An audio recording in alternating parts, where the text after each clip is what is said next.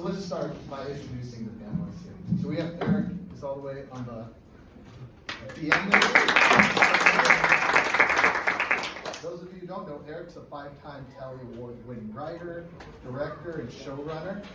He's from Southeast Los Angeles. He co-created, wrote, and executive produced The Mexican Beverly Hills. It's a sitcom currently in development at CBS. He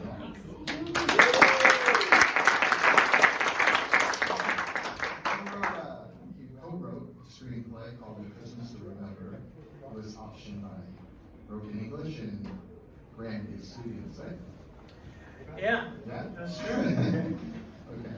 He's also the creator, head writer, executive producer of multiple hit podcasts, including Ballad of Julian Sanchez, Wild, Out of the Shadows. He's written essays on life and culture for the New York Times and the Los Angeles Times, and is currently the showrunner on Snooze for the NPR station KPCC LA Studios.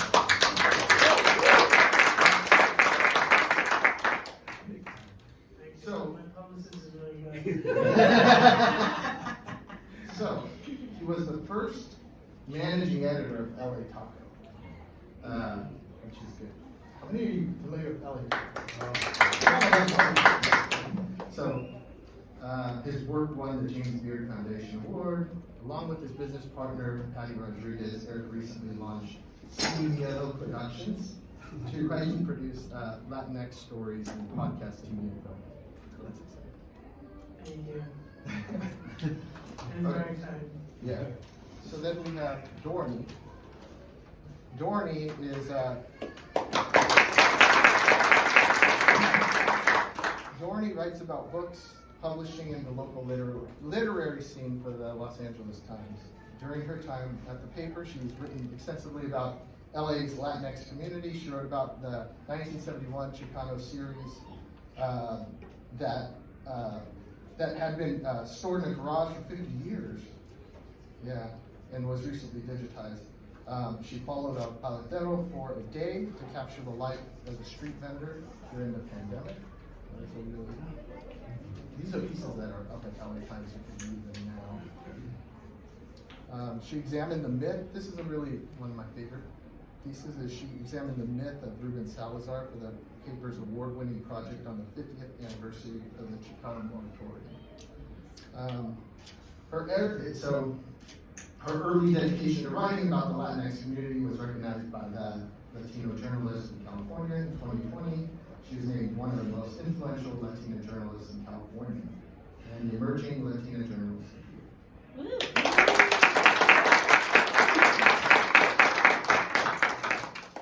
finally, we have Michael Jaime-Becerra.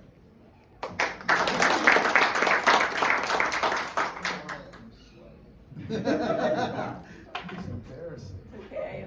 You guys are the stars. Man, I'm sweating. Okay. Michael Jaime-Becerra is a writer from El Monte, California. This is his second year. He joined us last year. And Downey City Library in Gallindo. He's the author of This Time Tomorrow, a novel. Is it named after the King song? It is actually named after the King's song. It's such a good song. It's my friend's wedding song. So this time tomorrow, it was awarded an International Latino Book Award, and every night is Ladies' Night, collection of shorts. That received the California Book Award for a first work edition. His poetry was published in the second run of Gary Soto's Chicano chapbook series. We had Gary Soto here as a visitor. We've had him a couple times, so that's kind of exciting, interesting connection. His essays have been featured in the Los Angeles Times, on KCRW, and as part of QCC's Unheard LA series. Recent work in, you can also find his work at his journal, literary journal, it's hard to pronounce this. Ziziba. Ziziba. Z-Y-Z-Z-Y-Z-A. Yeah. It's like, I think they chose to call that because it's like the last word in the English alphabet, or the English language. Hey, what does it mean? It's the cocoon that like a certain weevil it grows in. That's awesome. It's interesting, yeah, because I Googled it, and that's what I found. Yeah. Yeah. That was like the first day. Okay, so, yeah. So these are our panelists. You guys want to kick it off? Do you guys want to kick it over?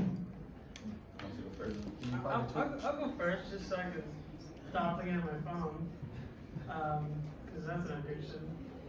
I wrote this piece for the New York Times, and that's what became the TV show that we're developing. And I'll just read a little bit. It's about Downey. It's titled The Mexican Beverly Hills. Came out 2 years ago, right around this time. I was having dinner at some fancy beachside eatery in early March when someone said they had just moved to Downey, a southeast Los Angeles suburb 12 miles south of downtown. The other Latinos at the table, ooh, you finally made it, someone said, to the Mexican Beverly Hills. In many ways, that is what Downey represents. It's hoity-toity, gilded, and more conservative than surrounding neighborhoods.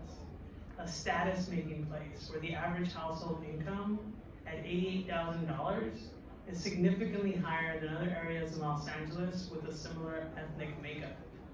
In East Los Angeles, which is also predominantly Latino, the average income is $56,000, according to census data. If you're wondering what the average income in the white Beverly Hills is, it's $191,000. Downey is the kind of place where many people feel entitled enough not to wear face masks despite coronavirus infection spikes, where many homes featured "Thank you, Downey" PD banners at the peak of the George Floyd protests, but where an overwhelming majority of its citizens voted for President-elect Joseph R. Biden over President Donald Trump. Man, this is a long time ago. So much has happened since then. I'm like, damn, I don't remember writing that. In short, it's a great example of a place that rebukes the idea of a singular Latino votes or any ideology, uniformity among the nearly 61 million people of Latin American descent who live in the United States. Because in the so-called Mexican Beverly Hills, Latinos are not a monolith. And that is kind of the gist of the article. It's just about the many different types of Latino and how Downey is this beautiful place because it lets people connect to their culture, the culture of their parents, their grandparents, their tias and tios, but still have their own singular identity. And I will say, like, at the time when I wrote this article, I really felt like there was all this pressure on Latinos to vote Republican or vote Democrat or like support certain candidates or be a certain way, and I really wanted to write something about a place where you can be whoever the hell you are and not have to worry about fitting in, because in Downey, even though it's called the Mexican Beverly Hills or the Latino Beverly Hills, like everybody's very different, and there is no like one thing that connects us other than the fact that we live in Downey. So, that you can read the whole article if you want in the New York Times. If anybody needs a login, I'll give them my password.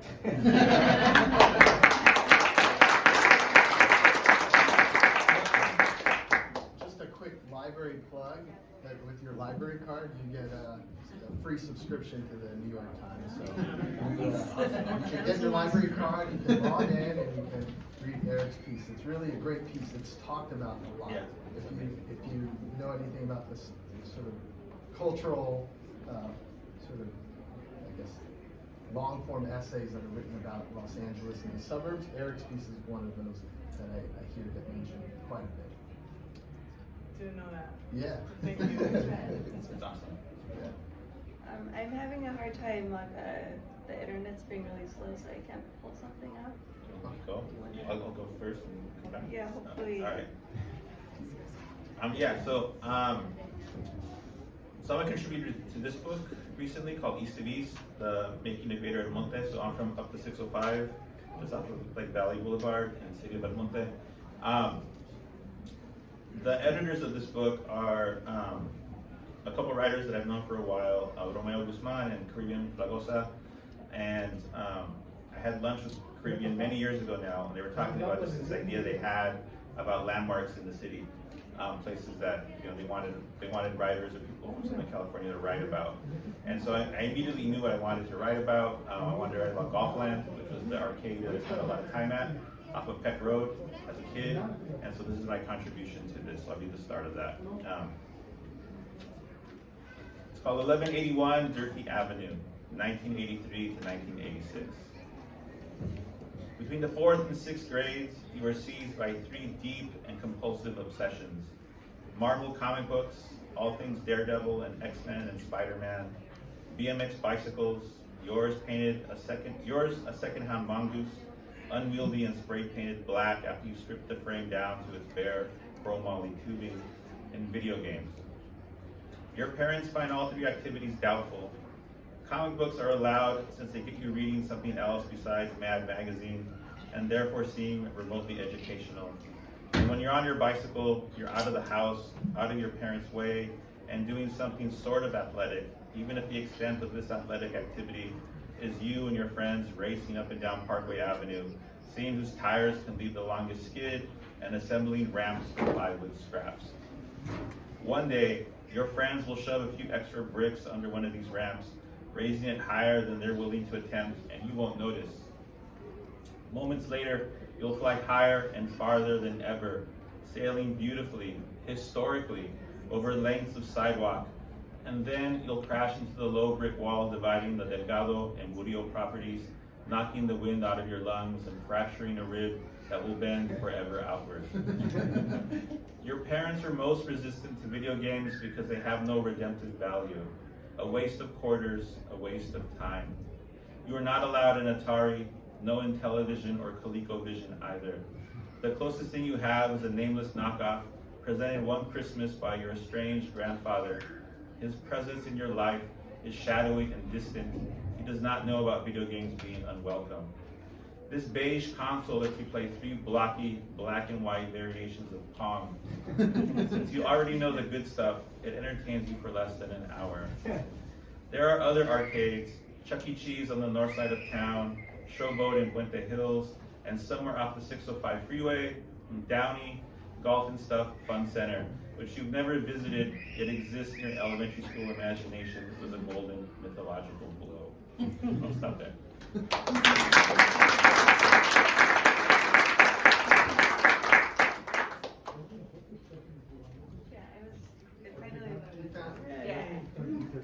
So I wrote this piece titled LA Ice Cream Vendor Adapts to Life in the COVID-19 World.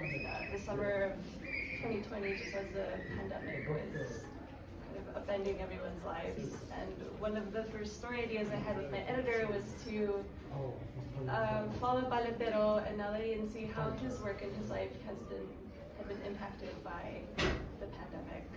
So I'll read a few paragraphs from that story. A photographer and I spent like 7 hours basically shadowing him throughout his route in Pico Union, and this is the story that I wrote that came from that. For the past 16 years, Mauro Rios Barra has ridden his bike to a warehouse on Washington Boulevard to start his day as a paletero. And every day for 16 years, he's stuffed the same push cart with more than 300 ice creams and fruit bars. Coconut, tamarindo, pineapple, hibiscus, coffee, lemon, mamey, zapote, nance, and his personal favorites, vanilla and strawberry. Then there's the ice cream cups and sandwiches, the choco tacos, the Tweety and Spider-Man, and Ninja Turtle bars with gumball eyes. Under a recent cloudy morning sky, Rios, 63, holds the door of Barahona Ice Cream and Pico Union wide open. Into the warehouse, workers wheel a giant food chest filled with dry ice and dozens of boxed frozen treats. Pico Union is his home and his turf. Tucked a few miles west of downtown, it's one of the poorest and densest neighborhoods in LA, with some 45,000 people squeezed into 1.67 square miles. given that physical distance is one of the best safeguards against the coronavirus, and that's also been one of the hardest hit by the highly contagious disease. Yeah, and then it goes on to kind of details about his route and his personality and his life in LA as an immigrant. He was born and raised in Oaxaca. He left his family behind there so that he can find, more economic opportunities here. And so he hadn't seen his family in like 16 years when they met him. It's a very powerful story.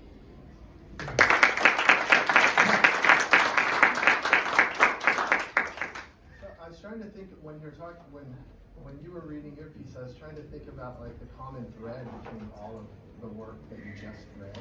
And I think one of the things that stands out is that all of you write to some extent about people and places and culture, I guess, is embedded in that. But so why?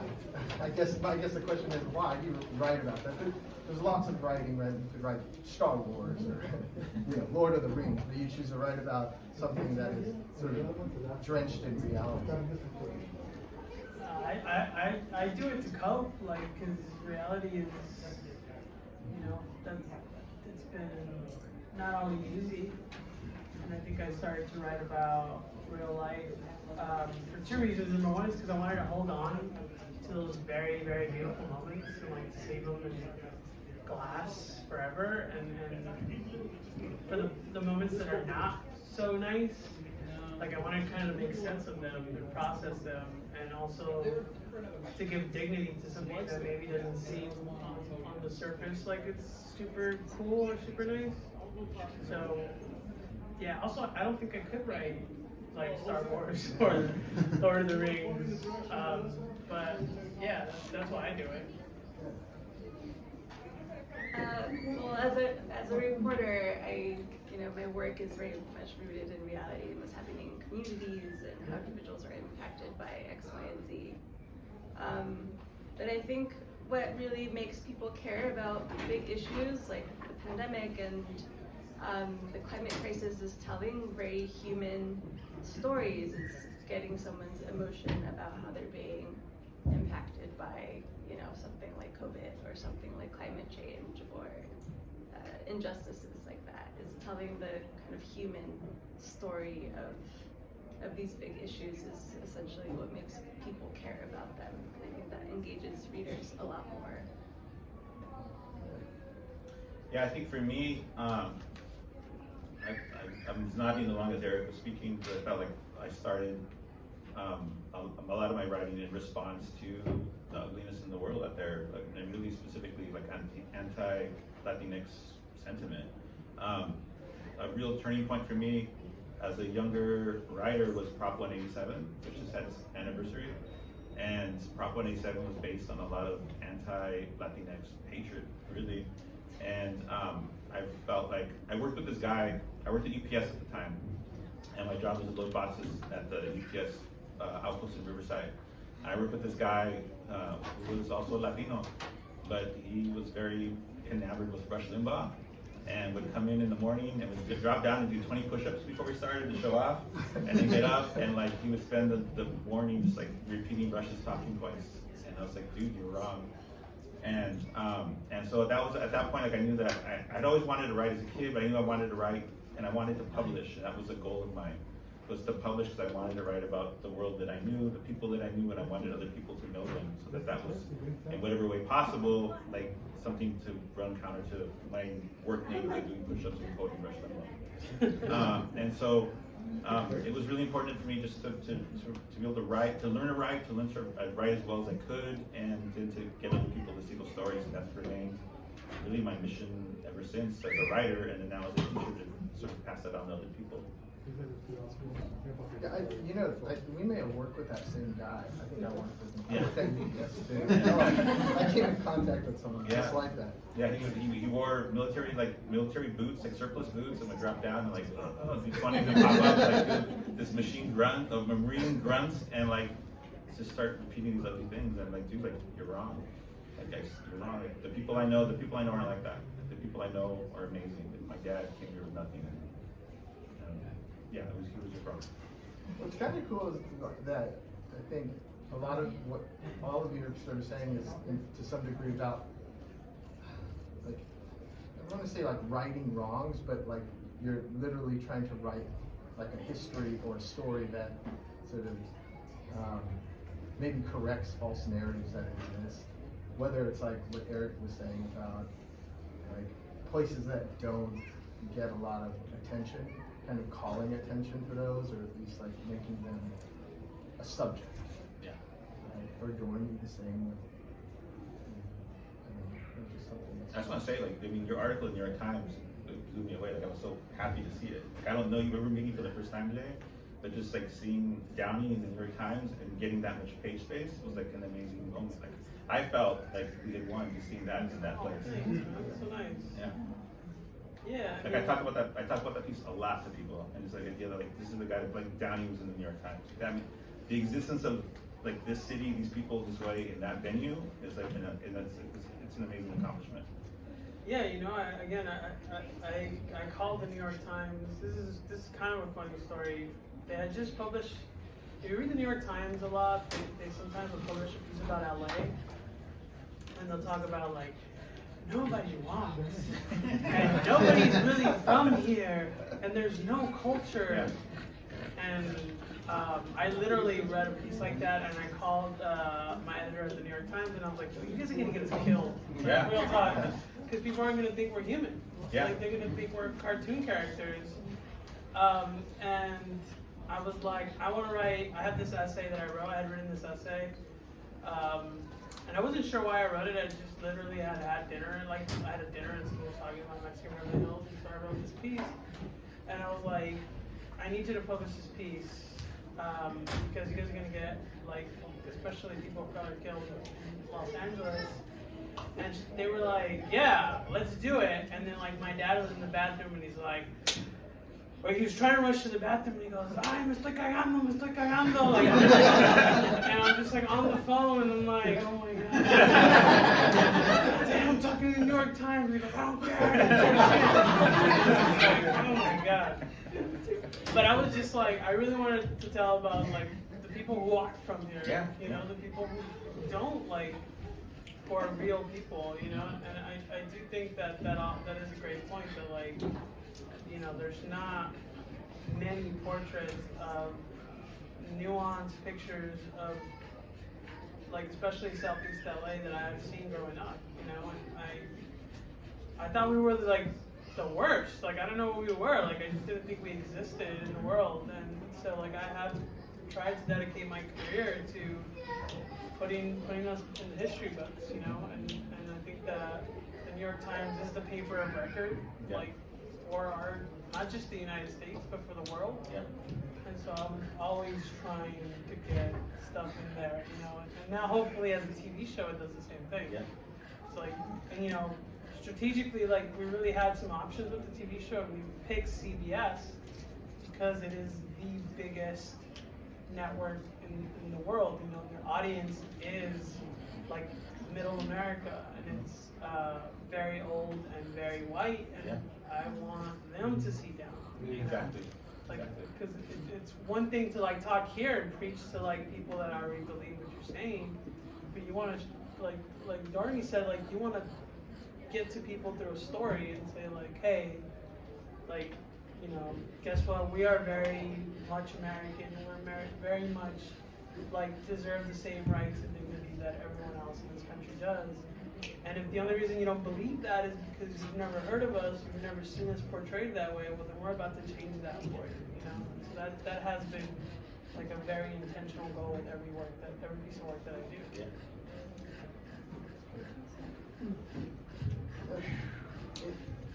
Have any of you seen this?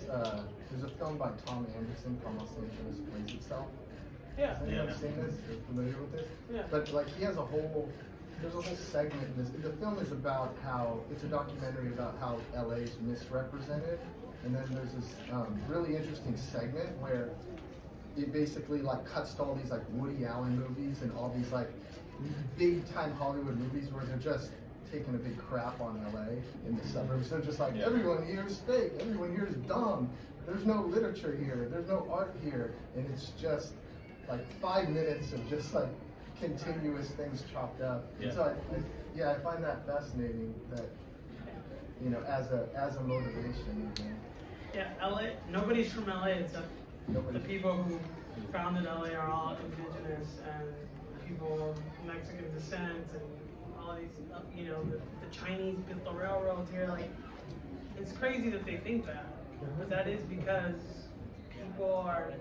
stories are so powerful that if they've heard the same story over and over again, it's become the truth.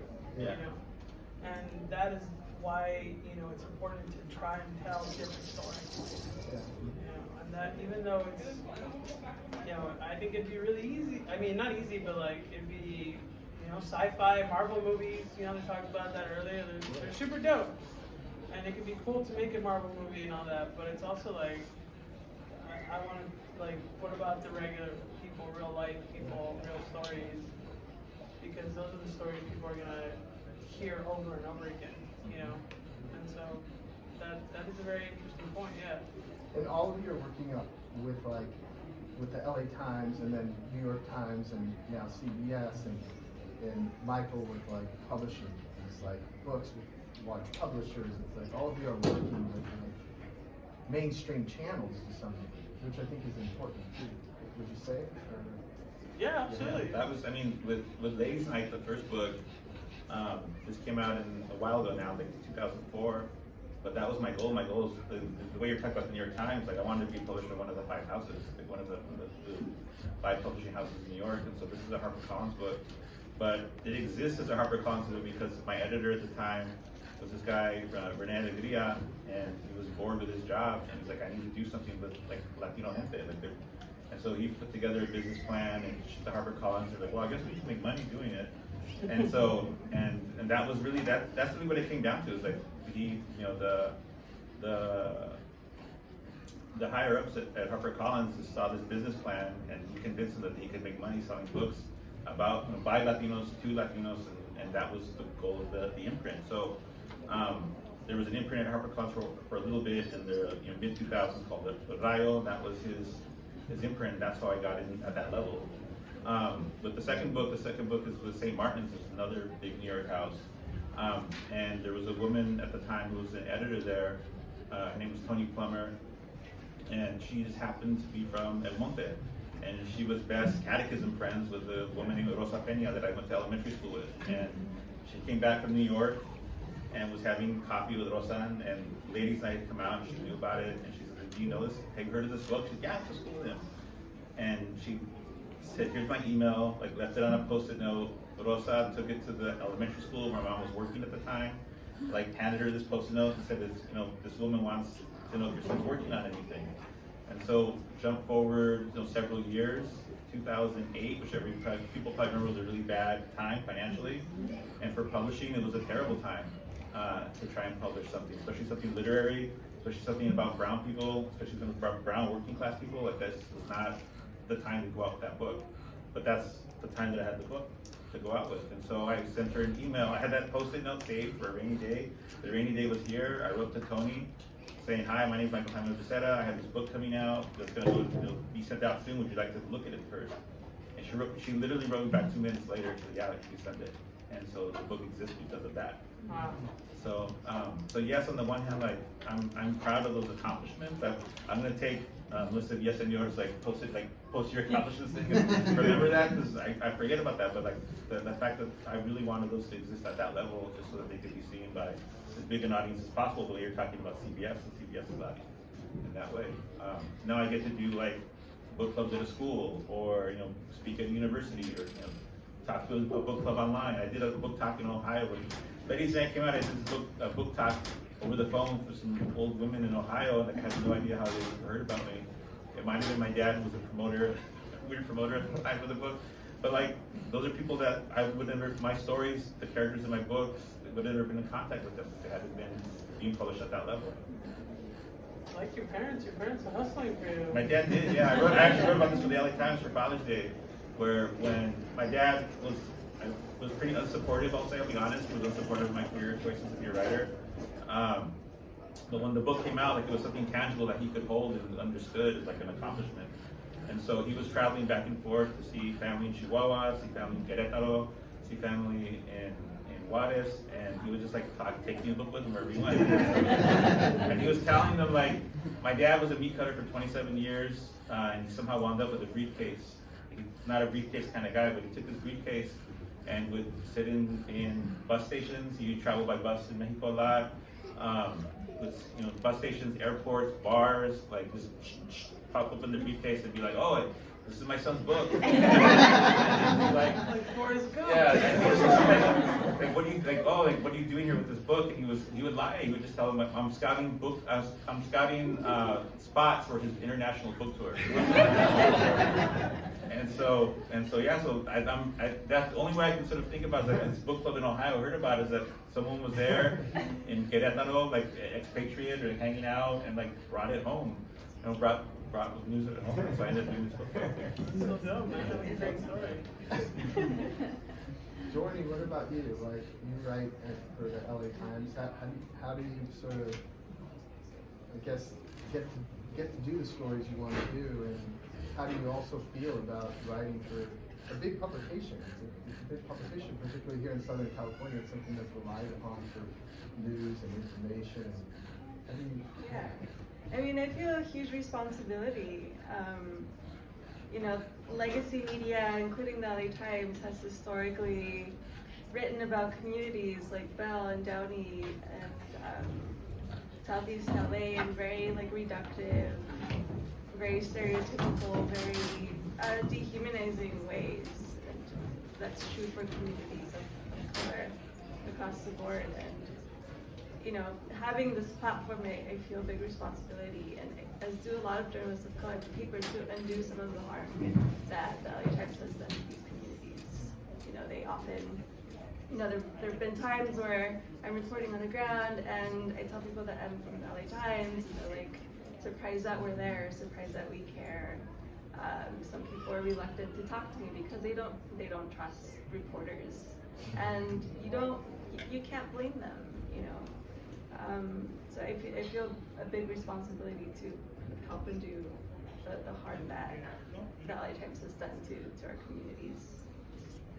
So it makes you think. So I have this question written down that's related to what you just said, and it was basically about, like, there's this idea of a writer. I don't know where I got it from, but this like romantic, perhaps, idea of a writer that just is like kind of slaving over a typewriter alone in this dingy apartment that's like writing with like a bottle of whiskey next to him and just totally alienated. Maybe goes down to a bar. Maybe I read too much. Yeah, but I definitely played that part. yeah. So this idea, they go down to a bar and they're miserable and they whatever, right? But they're just lonely and they're just almost disconnected from people. So there's this like, also when you write, you got to be alone. This is my question, is how do you sort of think about your writing, and then does it disconnect you from people a little bit? Does it allow you to reconnect to people? Does that make sense? I don't know if that I think all of us like probably have that vision of a writer somewhere, like Charles Bukowski, just I mean, yeah, as a kid, I thought that's what I was. I thought I was supposed to be sad to be good at art. Yeah. You know. But I do think that, again, that's just like a story we're all told, because, you know, I think for a long time I was like somebody who did not like himself, and I thought that had to be that. You know, and I thought it was like a great gift that I don't like myself because it made me a better writer. And a lot of that has to do with growing up as like a redheaded Mexican, you know, being bullied a lot, and like redheads don't fit in even with white people, like brown people. So, but I think, you know, once I did like the work and I did some therapy and I did some healing, and I really came to find a great deep love for myself, my work actually got better, you know, and I was able to try and focus on things that can be inspirational to people, and write in a very collective way, and yeah, like I was the guy who didn't want an editor, you know, like I don't need an editor. They don't get me, you know. and now when like I have an editor and I'm like, oh, they don't get me. I gotta fix this. Like, you know, like I gotta add clarity to this. So that's one of the things I love about like now writing in TV is you actually write collaboratively. You write in a room, and it's so much easier to have other people there and be like, yo, that's not funny, or you know what if they did this, and like I have an idea, and it just takes a lot of the pressure off, you know. So I would say like, do you know, be whoever you are, like, but don't feel like you have to be a certain way in order to write or in order to do anything, you know, just like, because like the stuff we do that's not, it's like it can be really easy to focus on outside things, but if you don't let the outside world sway you one way or the other, then you're gonna be chill, you know, you're gonna be okay. You're gonna be okay whether like you win an award, it's not gonna go to your head, or whether you get rejected, which happens a lot to writers. Like, you know, even I'm sure to you, right? Like a lot of stuff gets kicked back, right? Yeah, it's all covered in red. Yeah. You're like, why am I a writer? Yeah, exactly. Yeah, but it's like you can think about that, but then you're like, what I do is not who I am, you know? Well, how do you deal with rejection? Because rejection's tough. How do you deal with it? Like Kobe, bro, you shoot another shot, you know? You keep going. Like, if you focus on the rejection, yeah. But if you keep going and do another one, then I think that's how I deal with it, at least. Because I get rejected, like, every day. Like, because I'm pitching all the time. And, like, I'm just like, okay, cool. And like, because there's something I like to say, like, I'm the dopest person I know. Like, you be the dopest person you know, I'm the dopest person I know. So if somebody's like, I don't like this, I'm like, I feel sorry for you. Yeah. Because that shit is fire. Like, and then I'm gonna take it somewhere else. You know? Like Chalino podcast, I got rejected by everybody. I got rejected by the LA Times. By the company that I worked at, LAS, they rejected it. And I was like, and they were like, we don't want to see this vision of Latinos, right? It's a stereotype. You know, Chalino Sanchez, if you don't know who he is, he was a guy who sang narco corridos, and they're like, it's a stereotype. And I'm like, it's a stereotype because it's only been told as a stereotype. Yeah. Like, let me tell it the way it's supposed to be told, right? With nuance and dignity, like The Godfather, right? Yeah. Like The Sopranos, you know? And I had to like basically do this for free, you know, and put it out there, and it was like the #1 podcast in Mexico, and it was like in the top 50 podcasts in the world, and like it's like in the top podcasts in like Singapore, Australia, like everywhere. I know, it's crazy, right? But that podcast, if I would have just taken the no and been like sad for myself, I wouldn't have got it made. But I was just like, all right, cool, I'm gonna keep going. I'm gonna keep taking it everywhere, until finally somebody was like, yeah, we'll make it, but we're not gonna give you any money. And I'm like, it's okay, because in the long run, it's gonna slap, and it's gonna be good, and people are gonna love it, you know. And so I just keep going, man. Good attitude. How do you deal with it? Me or Yeah. Dorany? You wanna go first? I just take the punches and you keep going and you deal with imposter syndrome. Like me personally, every day of my working life, but you know, when it doesn't paralyze me, I use it as a fuel under my ass to like get better and keep going and keep pitching stories that I care about. Because at the end of the day, you know, I'm doing this for myself, and so that other people can hopefully see themselves in the stories that I write and the platform that I have. So yeah, I think about myself, or I think about the people I'm writing it for, and I remind myself why it matters. Yeah, I think yes to everything that's been said. I think I do my version of that. And then I just think about like how I got here. I think about my father, I think about my grandmother, his mom, and like what they went through, and like getting rejected by someone who is not at all on that level. And I feel like the sacrifices that they made put me in this position, and like I have to keep going because of it.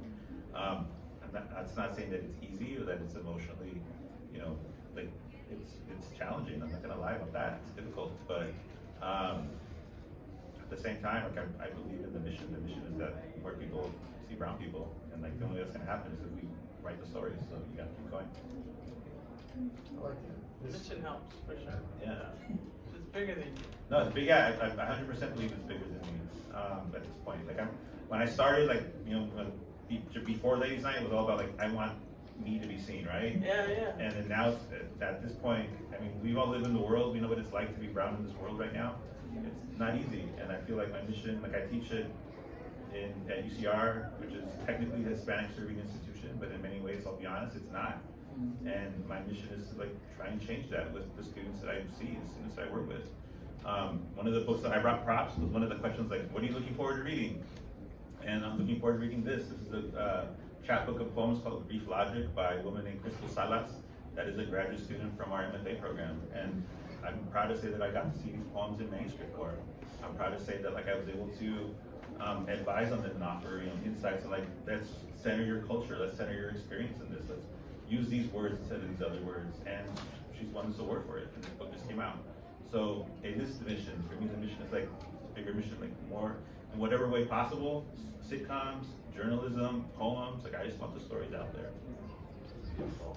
Yeah, that's cool. That's inspiring. Thanks. We're at our end, but I want to, just before we end, I had one last question. We could do it really quickly, but I just thought for any aspiring writers out there, I just wanted to see if you all could share maybe a piece of advice or something you've learned along the way that was sort of transformed you as a writer or has helped you. I always say be very specific. Like, don't try to tell everyone's story. It can be very tempting, especially if you get like somebody's like, yeah, come tell me a story, that you want to tell a story that they're gonna like. Just tell something that you really like and that only you can tell. I think that has been like the secret to my success, is just like focusing on my specific story. I think for me, maybe find a mentor. I wouldn't be at the LA Times if it wasn't for the professors and the mentors that I met at ELAC when I was studying journalism, who kind of really guided me along the way and encouraged me to continue pursuing this. I think surrounding yourself with people who believe in you and who believe your talent and who believe you can go really far really makes a big difference, finding those mentors. Yeah, I would second both of those, and I would add to it. The cliche is like write what you know. People say write what you know, and my alteration to that is like write what you love, but then also like write toward the absences. Like write where like you see a story like, oh, that's not the way it is, or this is the way it should be. Like write toward those spots and write to those spots. If you have the intersection of like writing toward an absence and writing about something you love, like that's the sweet spot. Like that's aim for that. Like that's the thing you should be doing. Thank you.